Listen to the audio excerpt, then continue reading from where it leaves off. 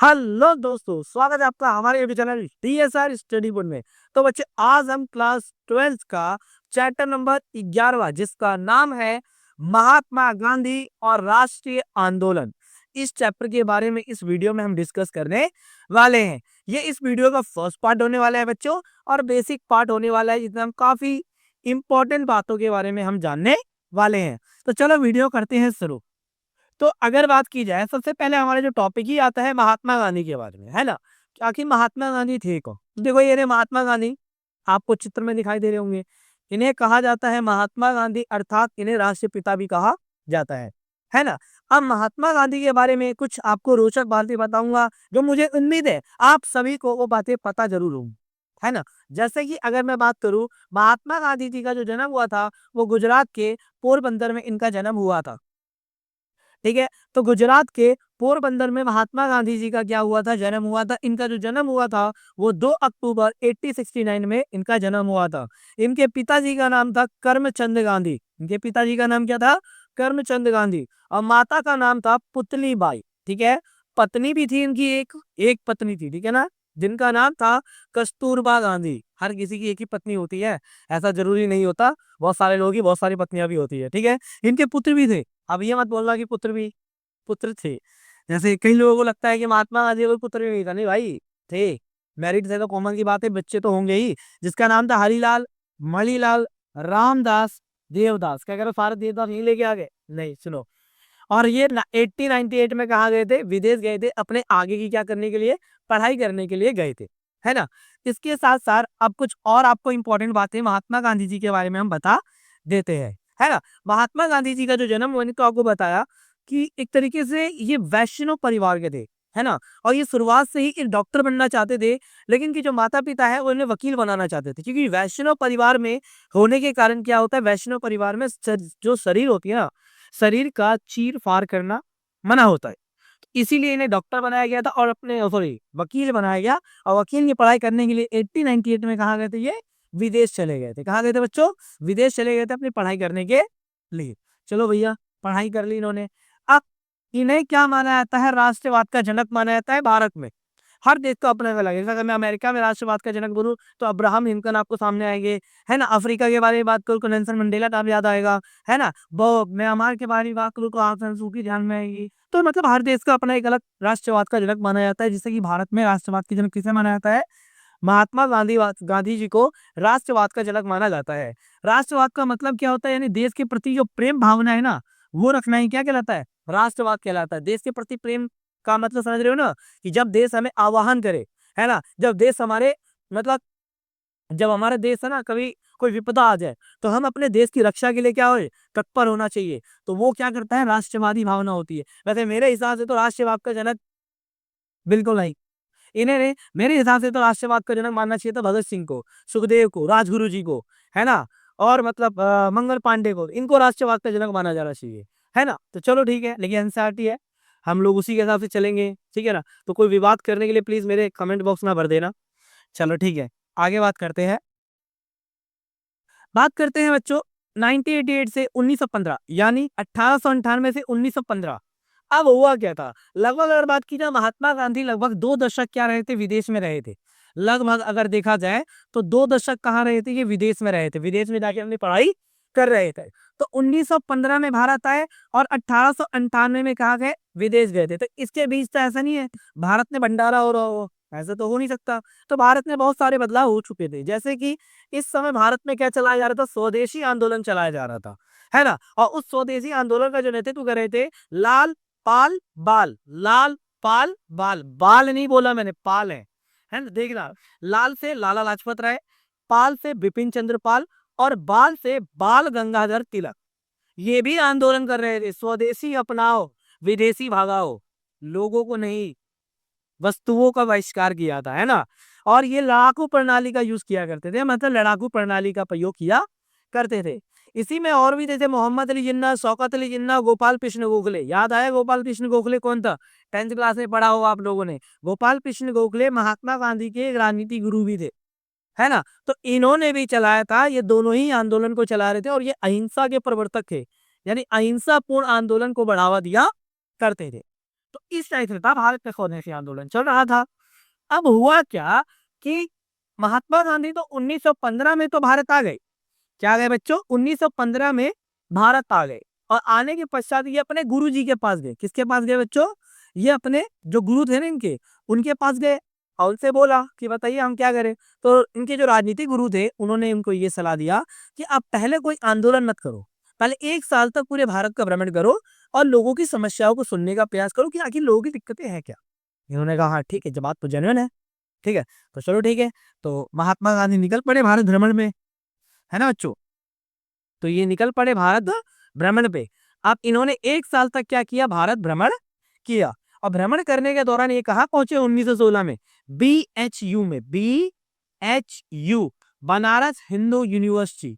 इस समय यानी 1916 में क्या हुआ था? बनारस विश्वविद्यालय की स्थापना हुई थी। तो उनको स्थापना समारोह में महात्मा गांधी जी को बुलाया गया था। अकेले तो जरूरी नहीं बुलाया गया हो, यहाँ बहुत सारे लोग आए हुए थे, एनी बेसेंट और कांग्रेस के और बहुत मतलब दिग्गज नेता और बहुत अमीर अमीर लोग यहाँ आए हुए थे, कोट वोट पहन के आए हुए थे, है ना। महात्मा गांधी को इसलिए यहाँ बुलाया गया था क्योंकि साउथ अफ्रीका के जो कारनामे किए थे, कारनामे का मतलब है ना आजादी दिलाने में उनको महत्वपूर्ण भूमिका निभाई थी, उसके लिए इनको बुलाया गया था। तो चलो भाई ठीक है, बुलाया गया, बहुत अच्छी बात है ना। तो बहुत सारे लोग थे। तो यहाँ महात्मा गांधी कहाँ शांत होने वाले हैं? यहाँ तो यहाँ इन्होंने एक क्या दे दिया? भाषण दे दिया। क्या दे दिया बच्चों? भाषण, है ना। तो महात्मा गांधी द्वारा यहाँ भाषण दिया गया और ये कहा गया भारत की आजादी तब तक संभव नहीं है जब तक हम किसानों को शामिल ना किया जाए और जब तक हम अपने आप को इन अलंकरणों से मुक्त ना कर दे। ये कोट पैंट पहन के आए ना, हमारे भारत की आजादी संभव नहीं है ना। हमें पहले क्या करना पड़ेगा? हमें किसानों को शामिल करना पड़ेगा। क्या इस समारोह में कोई किसान है? वहां कोई भी किसान नहीं था। महात्मा गांधी को वो बुरा लगा और महात्मा गांधी ने ये भाषण दिया था। तो चलो भाई, ये भाषण तो हो गया। जब ये भाषण हुआ तो इसके बाद क्या हुआ बच्चों? ये यहाँ से होते हुए फिर उन्हें कहाँ गए? लखनऊ समझौते में गए। 1916 में क्या हुआ बच्चों? लखनऊ समझौता हुआ। तो लखनऊ समझौते में महात्मा गांधी गए और लखनऊ समझौते में महात्मा गांधी को कौन मिला? राम कुमार शुक्ला मिला। कौन मिला? राम कुमार शुक्ला। उन्होंने इन्हें बताया कि भैया बहुत बुरा टाइम है यहाँ, मतलब कहने का मतलब क्या है, यहाँ स्थिति क्या है? बहुत ज्यादा बुरी है। बोलो ये स्थिति क्या? देखो ये है क्या? तो बच्चे बिहार का मैप है, बिहार में एक जगह है चंपारण, चंपारण, ठीक है बच्चों।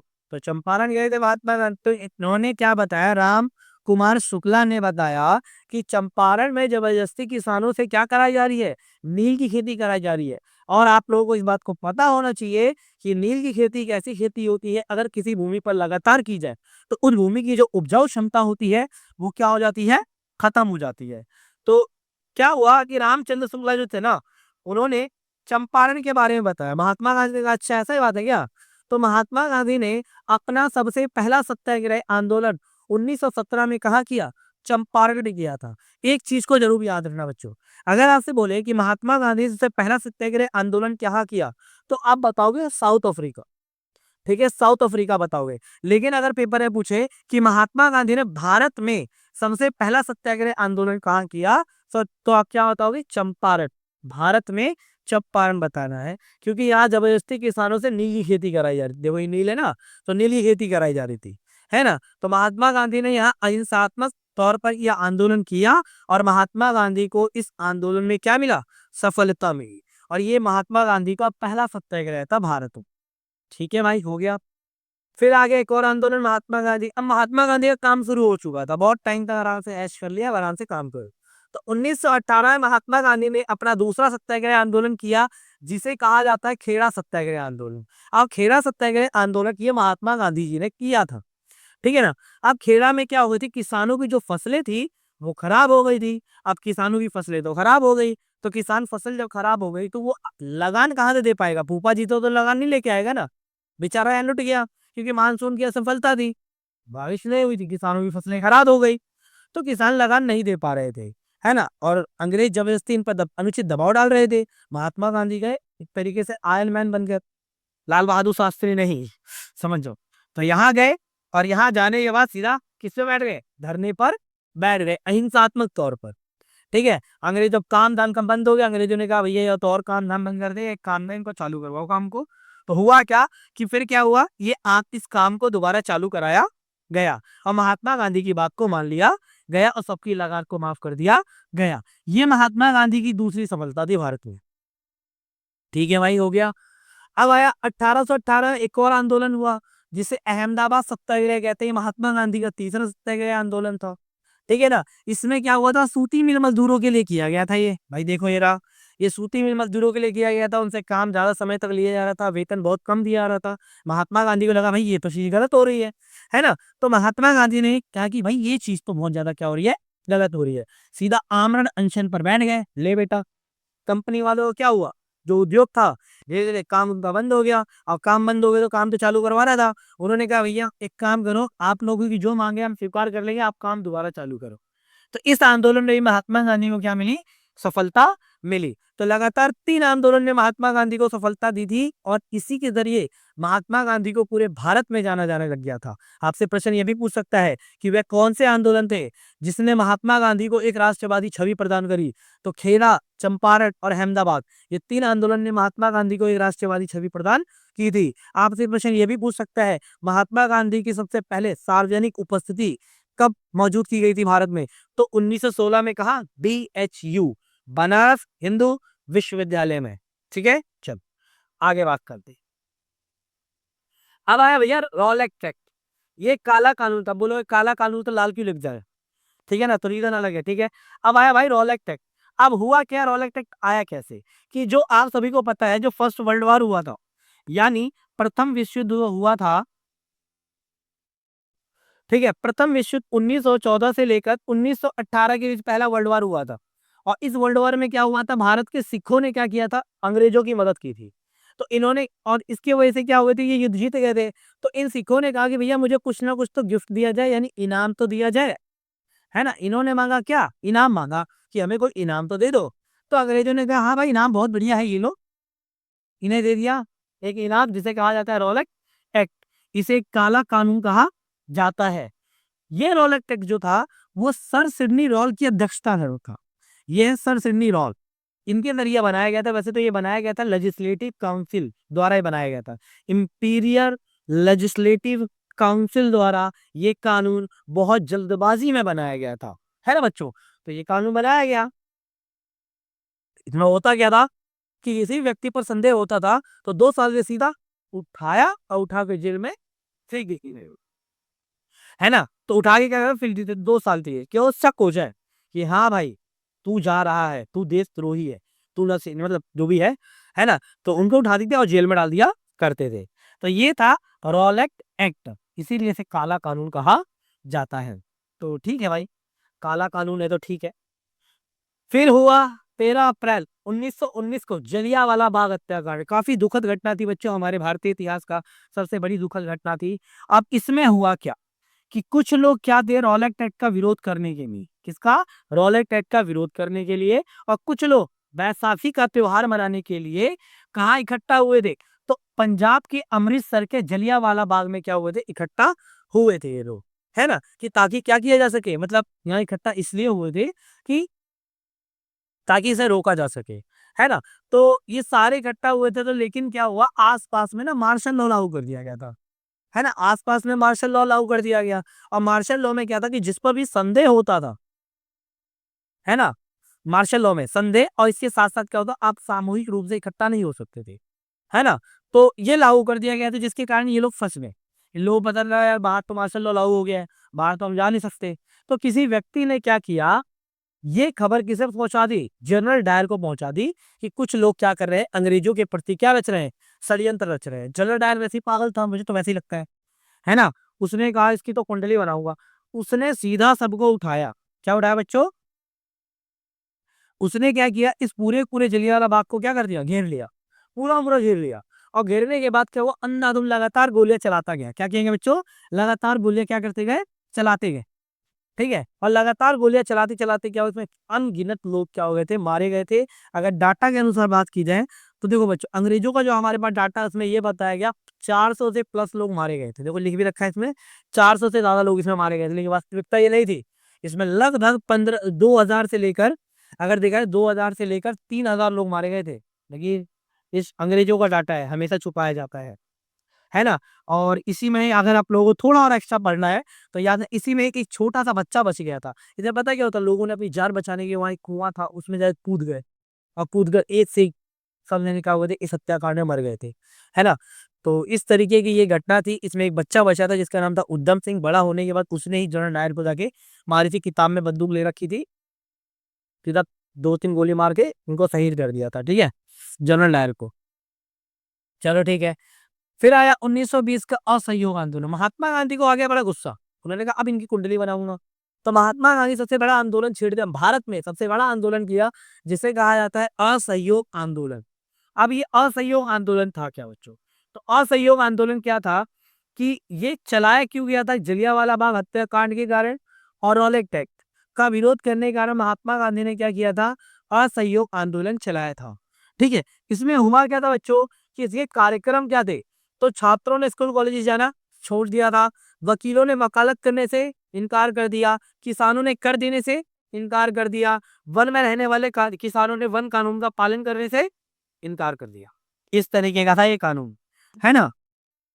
इसके साथ साथ इस समय में क्या चल रहा था? असहयोग चल रहा था। मतलब क्या था बच्चों, जैसे उस समय ना बच्चों हो गया रहा था उस समय, मतलब खिलाफत आंदोलन चल रहा था। खिलाफत आंदोलन जो है मोहम्मद अली जिन्ना और शौकत अली जिन्ना चला रहे थे, है ना। तो ये दोनों ही चला रहे थे।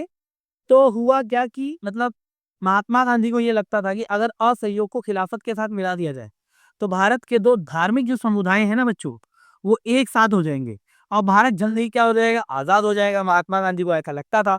तो इसीलिए क्या किया गया, खिलाफत आंदोलन में क्या किया गया, मतलब असहयोग आंदोलन को शामिल कर लिया गया था, जिससे भारत के दो धार्मिक समुदाय क्या हो गए, एक हो गए थे। क्या हो गए थे? एक हो गए थे। इसके साथ साथ महात्मा गांधी के साथ भारत के अलग अलग क्षेत्रों से लोग क्या हुए थे, अब जुड़ने लग गए थे। क्या होने लगे थे? जुड़ने लग गए थे। अब लोगों को लगने लग गया, अब लोगों को विश्वास हो गया कि अब तो हमें आजादी मिल ही जाएगी। अब लोगों को पूरी तरीके से बिलीव हो गया था। लेकिन यहाँ एक और कांड हो गया जिसे कहा जाता है चोरा चोरी हत्याकांड। अब चोरा चोरी हत्याकांड कब हुआ बच्चों? ये 4 फरवरी 1922 को हुआ था। इसमें क्या हुआ था, बिहार मतलब उत्तर प्रदेश के गोरखपुर में क्या हुआ था, एक पुलिस थाना था, उसमें अंग्रेज पुलिस वाले थे, 22 पुलिस वाले उसमें थे।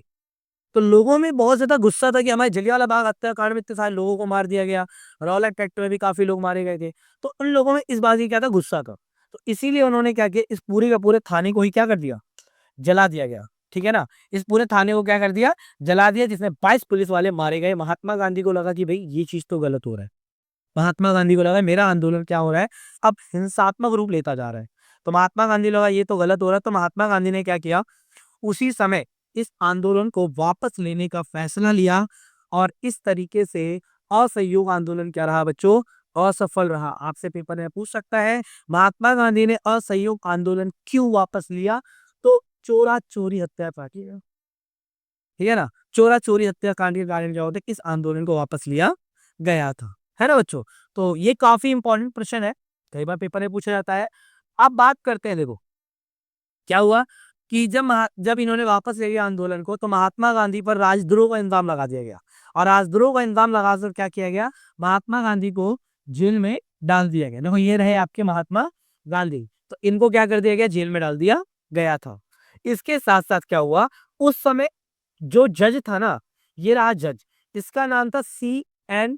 ब्रूमफील्ड। उस समय जो जज थे C.N. ब्रूमफील्ड थे।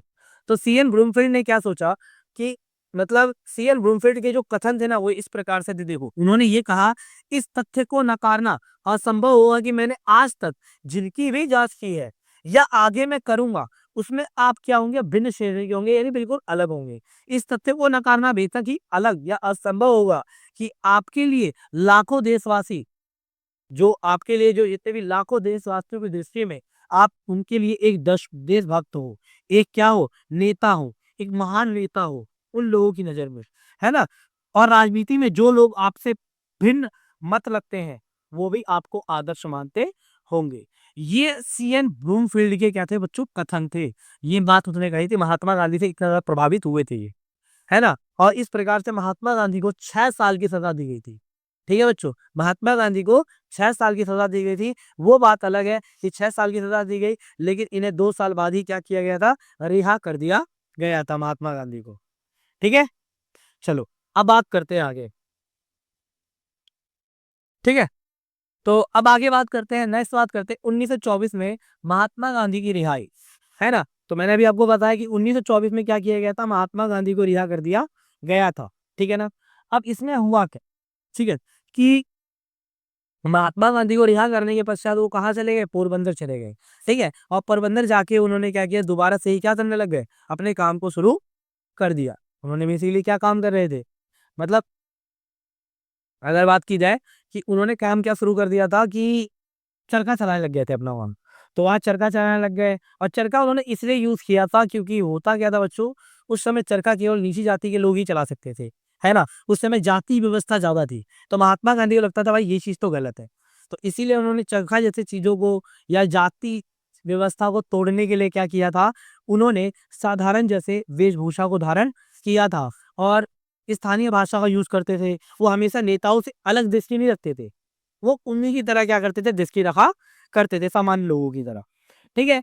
इसके बाद अब आती है महात्मा गांधी की कुछ चमत्कारी शक्तियां, यानी लोगों में ना एक अलग ही वेव आ गई थी, मतलब लोग अलग से सुनना आपको, इन्होंने अलग तरीके से क्या किया था, मतलब लोगों ने खाई बना दी थी, है ना, महात्मा गांधी को। उनमें देखो क्या कहा गया था, कई जगह महात्मा गांधी के बारे में ये कहा गया कि स्थानों पर, जैसे कि कई स्थानों पर यहाँ कहा गया कि उन्हें राजा द्वारा किसानों के दुख तकलीफों को सुधारने के लिए भेजा गया है ना बच्चों। इसके ज्यादा उनके पास ऐसी स्थानीय शक्तियां हैं जो अधिकारियों की क्या होते हैं, जो निर्देश होते हैं या आदेश होते हैं, उन्हें वो वापस करवा सकती है। कुछ अन्य स्थानों पर यह दावा किया गया था कि गांधी जी शक्ति अंग्रेज बादशाह से क्या है, ज्यादा है। यहाँ तक कि उनके आने से क्या होता है, औपनिवेशिक जो शासक होते हैं ना, औपनिवेशिक शासक है जो अंग्रेज होते हैं, वो जिले से क्या होते हैं, भाग जाते हैं, है ना। और उनके विरोध करने वाले क्या होते हैं, भयंकर परिणाम, जो उनका विरोध करते हैं या उनसे जो जलते हैं, जलीसी होते हैं, उन पर बहुत बुरा प्रभाव पड़ता है। उनके होता क्या है कि उनके घर जो रहस्यमय तरीके से उनके घर गिर जाते हैं, उनकी फसलें क्या हो जाती है, चौपट हो जाती है। कहीं कहीं तो महात्मा गांधी को महात्मा बाबा, महात्मा महाराज, है ना, भाई अलग ही वे बना लिया महात्मा गांधी, और अलग ही अपाय पहुंचा दी, भगवान। अबे, लोगों ने तो यहाँ तक मुझे लग रहा है कई जगह हो सकता है कि महात्मा गांधी को साईं बाबा क्यों ना बता दिया हो, है ना।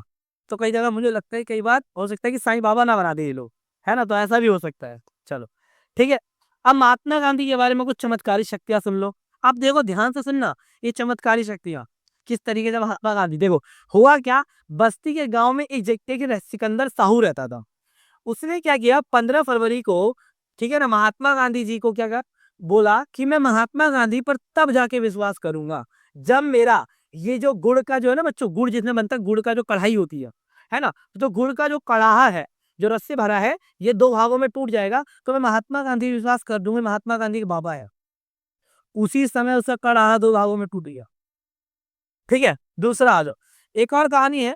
आजमगढ़ के एक किसान ने कहा कि मैं महात्मा गांधी को तब प्रमाणिकता करूंगा, यानी महात्मा गांधी पर तब विश्वास करूंगा जब मेरी गेहूं की जो फसल है वो तिल में बदल जाएगी। अगले दिन उसकी फसल तिल में बदल गई, ठीक है। ये देखो, इसके साथ साथ और कहानियां हैं। और कहानियां क्या है, गोरखपुर का एक सज्जन ने ये कहा, महात्मा गांधी के चरखा चलाए जाने पर क्या लगाया, प्रश्न लगाया। चरखा, चरखा मतलब महात्मा गांधी चरखा चलाते थे, उन पर प्रश्न उठाया कि भाई जो महात्मा गांधी चरखा चलाते हैं, है ना, ये चीज तो गलत है। उसके घर में आग लग गई, उसका जो घर है ना, मतलब कहते हैं ना आग लग गई उसको। देखो रास्ते में तो पता ही नहीं चला उसको आग कैसे लगी।